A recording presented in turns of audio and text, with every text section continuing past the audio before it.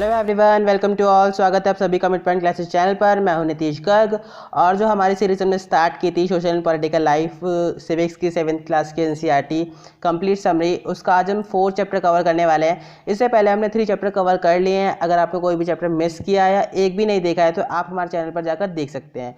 और guys, channel को subscribe करना ना भूलें बिकॉज इंपॉर्टेंट वीडियोज़ की नोटिफिकेशन आपको टाइम टाइम पर मिलते रहेंगे। ठीक है गाइस, तो वीडियो स्टार्ट करेंगे। वीडियो स्टार्ट करने से पहले मैं आपको बताना चाहता हूँ कि अगर आपके कुछ क्वेश्चंस हैं लास्ट वीडियो से रिलेटेड या फिर इस वीडियो के बाद भी, तो आप मुझसे कमेंट सेक्शन में पूछ सकते हैं। ठीक है, तो अपने चैप्टर स्टार्ट करते हैं। तो जो हमारा 4th चैप्टर होगा वो होगा growing up as boys and girls. ठीक है, तो आपका ये जो 4th चैप्टर है वो एक मैसेज के तौर पर ज़्यादा रिलेट करता है हमारे बुक में कि हम एक अपनी सोसाइटी को एक मैसेज दें, एक मैसेज पहुंचाएं कि जो हम जेंडर डिस्क्रिमिनेशन करते हैं उसको अब ना करना छोड़ें या फिर हम उससे आगे बढ़ें। ठीक है, तो उसके बारे में इस चैप्टर को हम एज अ चैप्टर कम पढ़ेंगे, एज अ मैसेज ज़्यादा पढ़ेंगे। ओके, तो आप इसी उससे पढ़ने की कोशिश कीजिएगा इसको, और मैं आपको इसी उससे समझाने की कोशिश करूँगा। ठीक है, तो पहले जेंडर के बारे में जानते हैं। जेंडर क्या होता है कि कोई भी जब हम बायोलॉजिकल डिफरेंसेस करते हैं, मैन, विमेन, गर्ल, बॉय, वो जेंडर होते हैं। जैसे कि आप जानते हैं, we mean the many social values and stereotypes are cultures attach to the biological distinction male and female. ठीक है, तो हमने बहुत सारे स्टीरियोटाइप्स बना रखे हैं अपने मेल एंड फीमेल के लिए कि मेल ये करेगा, फीमेल ये करेगा, मेल रोते नहीं है, फीमेल ज़्यादा रोती हैं, फीमेल घर के काम करते हैं, मेल बाहर के काम करता है। तो बहुत सारे स्टीरियोटाइप्स बना रखे हैं जो आज हमारी सोसाइटी कॉन्कर करने की कोशिश भी कर रही है उस चीज़ों की, बिकॉज ऐसा ज़रूरी नहीं है कि मेल घर के काम नहीं कर सकता है, फीमेल बाहर के काम नहीं कर सकती। ठीक है, मेल को पिंक कलर पसंद नहीं हो सकता या फिर विमेन को ब्लैक कलर या ब्लू कलर पसंद नहीं हो सकता। ठीक है, तो बहुत सारे ऐसी चीज़ें हैं, बहुत सारे ऐसे स्टीरियोटाइप्स हैं जो आज हम कॉन्कर करने की कोशिश कर रहे हैं। तो इस चैप्टर को एज अ मैसेज हम बहुत सारे स्टूडेंट्स तक पहुँचाएंगे ताकि उनकी थोड़ी सोच जो है वो थोड़ी डेवलप हो और समझ में आए कि जेंडर डिस्क्रिमिनेशन उनको आगे जाकर नहीं करना है। बिकॉज अगर आज के स्टूडेंट्स इस चीज़ को समझेंगे तभी वो आगे जाकर बहुत सारी चीज़ को सोसाइटी को अच्छा और बेटर बना पाएंगे। ठीक है, तो it is a term that help us to understand many of the inequalities in power relations between men and women in society. तो बहुत सारी ऐसी चीज़ें जिन्हें अगर हम समझ जाएं तो और उन इक्वालिटीज़ को ना करें तो बहुत सारी एग्जैक्टली एक पावर बन जाएगी। ठीक है, man and women in society.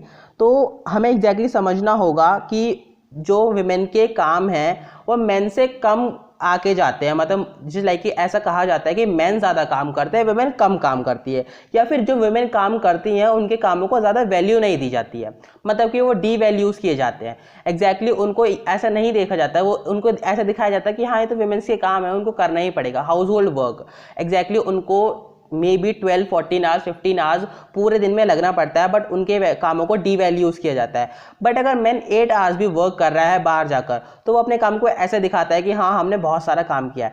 तो यहाँ पर हमें इनइक्वालिटी पैदा नहीं करनी है, यहाँ पे हमें हर एक काम को इक्वालिटी के साथ देखना है। अगर मैन इतना काम कर रहा है, विमेन इतना काम कर रही है, तो दोनों के काम को इक्वालिटी की तरह देखना है और समझना है कि हाँ विमेन का भी जो काम है वो भी बहुत ज़्यादा इंपॉर्टेंट है, अपना पूरा दिन लगाकर वो काम कर रही हैं, और ऐसे ही मैन को। ठीक है, मतलब हमें किसी के साथ इनइक्वालिटी या डिस्क्रिमिनेशन पैदा नहीं करना है। बीइंग अ बॉय और a girl is an important part of one's identity. और बॉय और गर्ल बनना मतलब एग्जैक्टली कोई भी जो बॉय होता है कि मैं बॉय हूँ, मैं ये सब काम कर सकता हूँ, गर्ल वो नहीं कर सकती है, फिर मैं गर्ल हूँ, मैं ये काम कर सकती हूँ, तुम ये नहीं कर सकते, एक आइडेंटिटी के साथ प्रूफ होने लग गया है आजकल। तो वो चीज़ हमें ख़त्म करनी है एज अ मैसेज इस तरह से।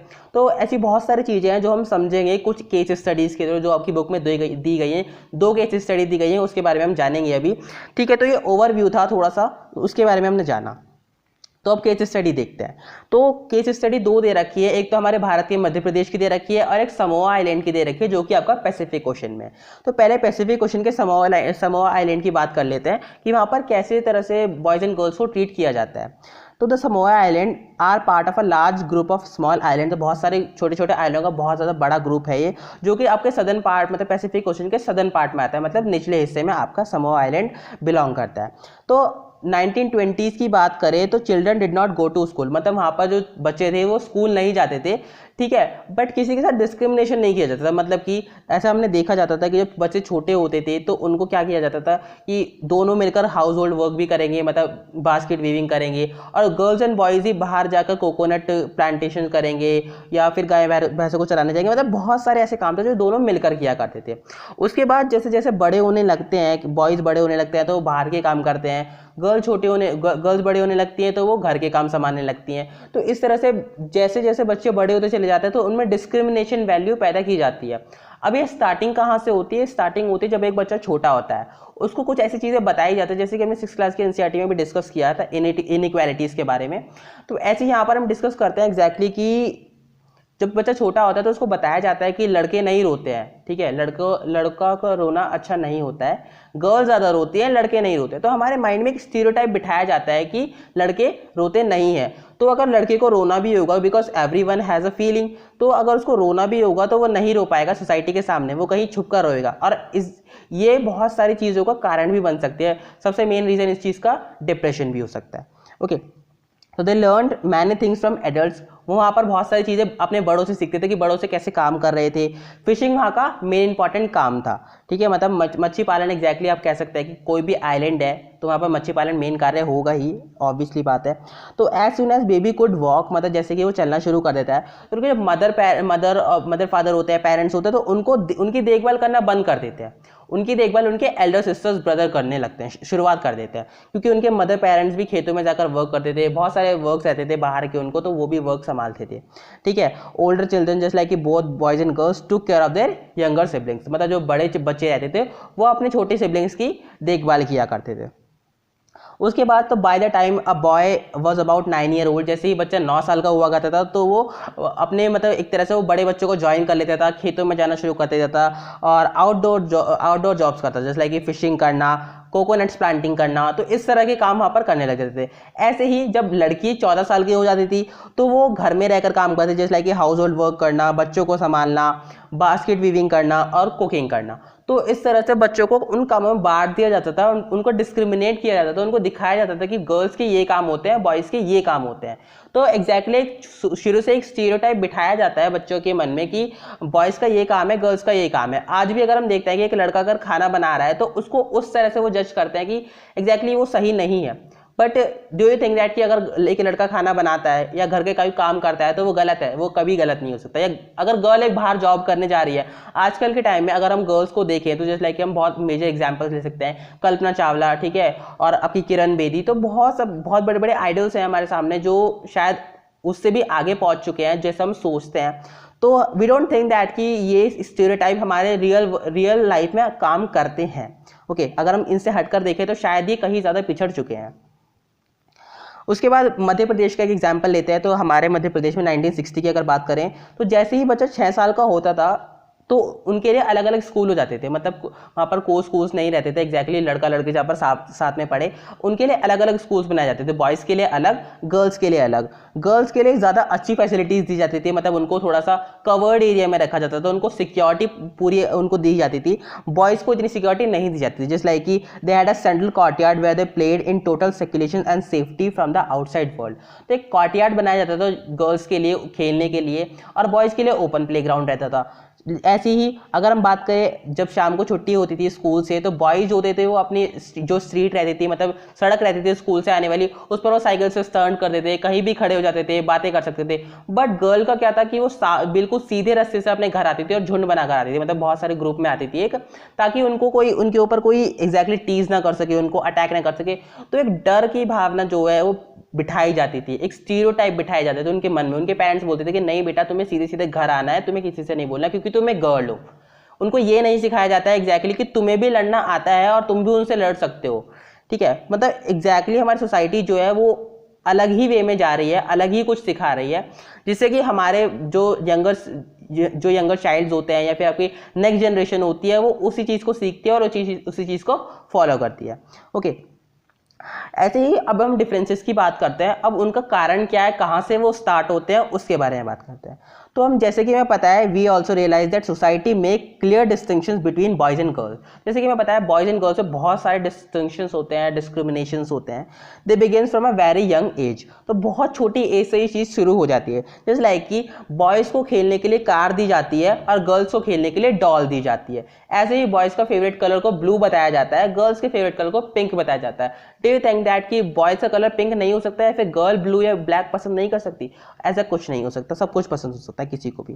Toys become a very way of telling children that they have different future. तो टॉयज को एक ऐसा प्रेजेंट किया जाता है कि तुम्हारा डिफरेंट फ्यूचर है, कि लड़कों को कार और लड़कियों को डॉल दी जाती है।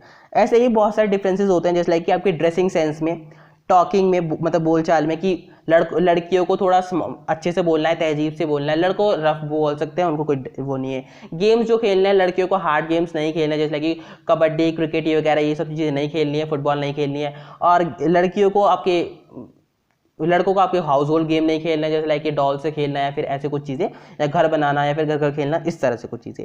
और जब वो बड़े हो जाते हैं तो सब्जेक्ट टू चूज, जैसे like girls mainly art, girls को कहते हैं कि तुम art low, art and craft में जाओ, वीविंग बास्केट वगैरह ये सब चीज़ आप सीखोगे, ठीक है। अपने करियर की तरफ दूसरी तरफ आगे बढ़ा देते हैं। गर्ल्स को कुछ करना होता है, कुछ और तरफ आगे बढ़ाते हैं। ऐसा नहीं है, जिस हम सोसाइटी में रह रहे हैं आज भी बहुत ऐसी जगह है जहाँ पर ये सब चीज़ें प्रैक्टिस की जाती है, मतलब ये सब चीज़ें रियल में की जाती हैं। हम भले ही इस चीज़ से आगे हैं, बट बहुत सारी ऐसी जगह है हमारे इंडिया में भी और ऑल अराउंड द वर्ल्ड कि यहाँ पर कुछ ऐसी चीज़ें अभी भी प्रैक्टिस की जा रही हैं। ओके, तो in most society including our own, जैसे कि हमारी सोसाइटी है और बहुत सारी सोसाइटी है, तो roles men and women play और the work they do are not valued equally. तो जो भी मेन काम करता है और वुमेन काम करते हैं, जैसे कि मैंने बताया, वो इक्वली जज नहीं किए जाते हैं। वुमेन के काम को कम आंका जाता है according to the men, men के काम को ज़्यादा आंका जाता है हमेशा से ही। Men and women do not have the same status, और ना ही मेन एंड वुमेन के सेम स्टेटस दिखाए जाते हैं। जस्ट लाइक कि अब एक कॉमन एग्जांपल ले लीजिए हमारी सोसाइटी का, कि गर्ल्स पढ़कर क्या करेंगे, उनको बाद में तो शादी करके चोरा चौका ही करना है, ठीक है। तो मतलब ये मेन एग्जांपल हो सकता है बहुत सारी चीज़ों का, ठीक है। भले ही आपको कुछ चीज़ें बुरी लग सकती है, बट एग्जैक्टली ये हमारी सोसाइटी की सच्चाई है, ठीक है। उसके बाद वैल्यूइंग हाउसवर्क। अब हाउसवर्क को हम वैल्यू कैसे दे सकते हैं, इस चीज़ के बारे में हम जानते हैं। Across the world the main responsibility of housework and care giving task like looking after the family, especially children, the elderly and sick members, lies with women। जैसे कि हम जानते हैं कि हाउस होल्ड वर्क जो होते हैं, जैसे लाइक कि बच्चों को संभालना, बड़ों को संभालना, घर के काम करना, घर की देखभाल करना, ठीक है, और बड़े बच्चों को संभालना, तो ये सब काम विमेंस के हाथों में होता है। हम इस पर कभी सवाल नहीं उठाते कि विमेंस ही क्यों कर रही हैं, क्योंकि ये शुरू से ही विमेंस को दिया गया कि हाँ ये काम तो नॉर्मल है, विमेंस ही करेंगी, ठीक है। तो yet the work that women do within the home is not recognised as work. तो ये जो काम विमेंस करती हैं घर में, इसको एज अ स्पेशलाइज वर्क के तौर पर नहीं लिया जाता, बल्कि अगर आप इस चीज़ को अगर अच्छे से राइट वे में देखेंगे, तो आप एक होटल में खाना खाने जाते हैं तो उस खाने की जो आप पे करते हैं उसकी भी तो एक वैल्यू होती है। तो आप अपने घर में भी, मैं ये नहीं कह रहा एग्जैक्टली आपको पे करना चाहिए, बट एग्जैक्टली आप उस चीज़ को वैल्यू दे सकते हैं, ठीक है। It therefore does not have to paid for and society devalues the work. तो जब इसके लिए कोई पेड नहीं होता, जैसे लाइक कि हम कह सकते हैं जब कोई चीज़ फ्री की मिलती है तो हम उसकी वैल्यू नहीं करते हैं, ऐसे ही ये काम हो सकता है हमारी सोसाइटी के लिए, ओके। उसके बाद कहते हैं लिव्स ऑफ डोमेस्टिक वर्कर्स। अब डोमेस्टिक वर्कर्स जो रहती है, जैसे लाइक आपके मेड्स रहती हैं बहुत सारी, तो हम कह सकते हैं जो डोमेस्टिक वर्कर्स रहते हैं, मेड जो रहती हैं, वो मोस्टली वुमेन्स ही होती हैं, जो घर का काम वाम संभालते हैं, झाड़ू क्लीनिंग वगैरह करती हैं, झाड़ू पोछा करती हैं, या फिर खाना वगैरह बनाती हैं। तो इस तरह से जो आपकी मेड रखी जाती हैं बहुत बड़ी बड़ी सोसाइटीज़ में, उनके बारे में बात करते हैं। तो मोस्ट डोमेस्टिक वर्कर्स और वुमेन, जैसे कि हम जानते हैं डोमेस्टिक वर्कर्स वुमेन ही होती हैं बहुत ज़्यादा, तो बहुत सारे काम करती हैं, जैसे लाइक कि sweeping, cleaning, washing cloth, dishes, cooking, looking after young children और द एल्डरली। तो ये कुछ उनके काम रहते हैं, साफ सफाई करना, बड़े बच्चों को देखना, छोटे बच्चों को देखना, और कपड़े धोना, कुकिंग करना, बहुत सारी चीज़ें ऐसी रहती हैं। तो wages are low as domestic work does not have much value. उनकी वेजेस भी लो रहती है और डोमेस्टिक वर्क की वो वैल्यू भी नहीं दी जाती है। अगर मैंने एक काम करना चाहता तो उसकी काम की वैल्यू मिलती है। एक स्टैट के अकॉर्डिंग हम अगर कह सकते हैं कि विमेन को 1 से 2 घंटे की लॉस होता है, पर विमेन को पूरा लॉस होता है, उनको एक भी पैसा उस चीज़ का पेड नहीं किया जाता है, ठीक है। तो मतलब अगर हम देखा जाए कि विमेन के साथ ज़्यादा डिस्क्रिमिनेशन होता है हमारी सोसाइटी में रेदर देन मेन। मतलब अगर मेन के साथ डिस्क्रिमिनेशन होता है तो वो आवाज़ उठा सकता है, पर विमेन आवाज़ उठाने के काबिल आज भी नहीं है हमारी सोसाइटी में। Despite the hard work they do, their employers often do not show them much respect. उनके हार्डवर्क के बाद भी जो एम्प्लॉयर्स होते हैं, उनके बड़े रहते हैं, मतलब बॉस जो रहते हैं या फिर उनके मालिक रहते हैं, तो वो उनको वैसे रिस्पेक्ट नहीं देता। जैसे लाइक एक स्टोरी दे रखी है, उसमें एक उनकी मालकिन जो होती है वो उन पर स्कोल्ड करती है, मतलब चिल्लाती है, इतना काम करने के बाद भी एक छोटी सी गलती हो जाती है चिल्लाती है, तो वही जो रिस्पेक्ट है वो उनको नहीं दे पाते हैं। ठीक है, इन्वॉल्व्स मैनी डिफरेंट टास्क, उनके कुछ डिफरेंट टास्क भी होते हैं। अब देखिए उनको डोमेस्टिक वर्क करे तो उनको जहाँ पर जा रहे हैं काम करने वहाँ के भी काम करने पड़ेंगे और अपना घर भी संभालना पड़ेगा। तो अपने घर में क्या काम हो सकता है, हैवी फिजिकल वर्क हो सकता है, जैसे कि लकड़ी वगैरह ढो के लाना, वाटर खींच के लाना। अगर अब जैसे कि राजस्थान साइड में देखें, मध्य प्रदेश साइड में देखें तो बहुत ज़्यादा आज भी ऐसे काम हैं। Carry heavy head loads of firewood, लकड़ी लेकर आना। The work women do is strained and physically demanding.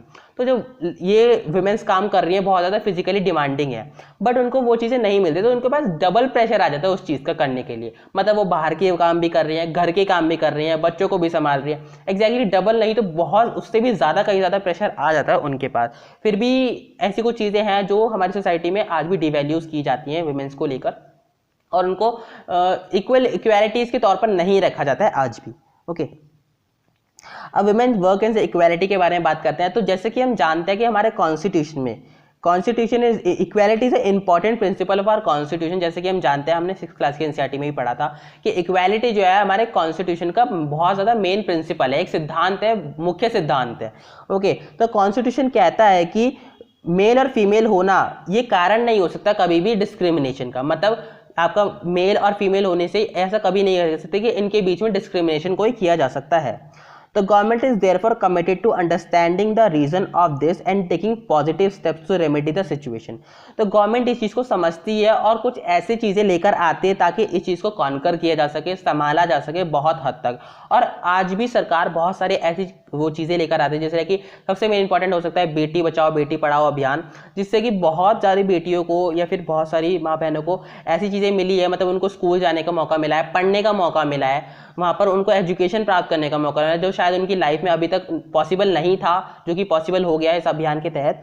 ठीक है, तो कुछ ऐसी सरकार जो है कुछ ऐसे स्टेप्स उठाती रहती है ताकि वुमेन्स को सोसाइटी में इक्वल स्थान मिल सके, एकदम मतलब मेल के साथ बिल्कुल कदम से कदम मिलाकर चल सके। Okay, it recognizes that burden of child care and housework falls on women and girls. तो बहुत सारा जब ये बर्डन पड़ जाते हैं तो क्या हो जाता है कि वो जो वुमेन एंड गर्ल्स रहती हैं वो बाहर के काम जैसे कि एजुकेशन या फिर कोई वर्क अगर वो करना चाहे या फिर अपने सपनों के लिए जीना चाहे तो वो नहीं कर पाती हैं वो काम। This naturally has an impact on whether girls can attend school. जैसे कि मैंने बताया कि ऐसे जब वो काम करती रहती हैं तो स्कूल वो बहुत रेयरली ही अटेंड कर पाती हैं। तो the government has set up an anganwadis और child care centres in several villages. तो गवर्नमेंट ने आंगनवाड़ीज को लाया है, चाइल्ड केयर सेंटर्स को लाया है ताकि वुमेन्स एंड गर्ल्स भी पढ़ सकें। ठीक है, the government has pass lead to make it mandatory for organisation that have more than 30 women employees to provide creche facilities. तो गवर्नमेंट ने ये चीज़ें मैंडेटरी कर दी है, मतलब कि अगर किसी ऑर्गेनाइजेशन में 30 से ज़्यादा वुमेन काम करती है तो वहाँ पर क्रीच फैसिलिटीज़ दी जाएगी। क्रीच का मतलब है शिशु पालन फैसिलिटीज़, मतलब कि वहाँ पर उनके लिए अलग से शिशु घर बनाए जाएंगे जहाँ पर उनके बच्चों को रखा जाएगा और उनकी देखभाल की जाएगी जब तक उनकी मदर्स काम कर रही हैं। ओके, तो इसको बोलते हैं क्रीच फैसिलिटीज़। तो the provision of creche helps many women to take up employment outside the home. तो क्रीच फैसिलिटीज़ के तहत वुमेन बाहर जाकर भी अच्छे से काम कर सकते हैं, उनको अपने बच्चों का इतना ज़्यादा ख्याल नहीं रहता है फिर, क्योंकि उनको बच्चों को संभालने के लिए कोई होता है उस टाइम पे। और ऐसा भी, और ये हेल्प उसमें भी करता है कि वुमेन को एजुकेशन भी मिल सकती है। ओके गाइस, तो इस वीडियो में मैंने देखा कि वुमेन के लिए कैसे हम इक्वालिटी को ला सकते हैं। इससे अगला चैप्टर भी इसी के बेस पर होने वाला है। ठीक है, तो अगर आपको ये वीडियो पसंद आए तो आप लाइक शेयर एंड कमेंट कर सकते हैं and also subscribe the channel, because important videos की नोटिफिकेशंस आपको टाइम टाइम पे मिलती रहेंगी और आप हमें सपोर्ट करते रहिए। एंड आप हमें इंस्टाग्राम पे भी फॉलो कर सकते हैं @midpointclasses। और गाइज हमने एक नई चीज़ और की है कि हमने इसकी PDF भी अवेलेबल कर दी है नाउ कि आप अच्छे से नोट्स प्रिपेयरिंग कर सको, बिकॉज नोट्स बनाना भी बहुत ज़्यादा इंपॉर्टेंट हो गया है आज के टाइम में। तो आप जब पढ़ते हैं तो आप उसको पूरी पक्की तरह से पढ़ें, ना कि आप एक बार पढ़ें और छोड़ दें। आप यहाँ पर सीखने आए हैं तो आप अच्छे से पढ़ें इस चीज़ के हमने PDF भी अवेलेबल कर दिया। ठीक है, बिकॉज क्योंकि अगर आप कोई भी प्रिपरेशन करते हैं तो PDF और नोट्स बनाना बहुत ज़्यादा इंपॉर्टेंट हो जाता है। ठीक है गाइस, तो आप सपोर्ट करते रहिए, keep earning keep supporting and thank you so much.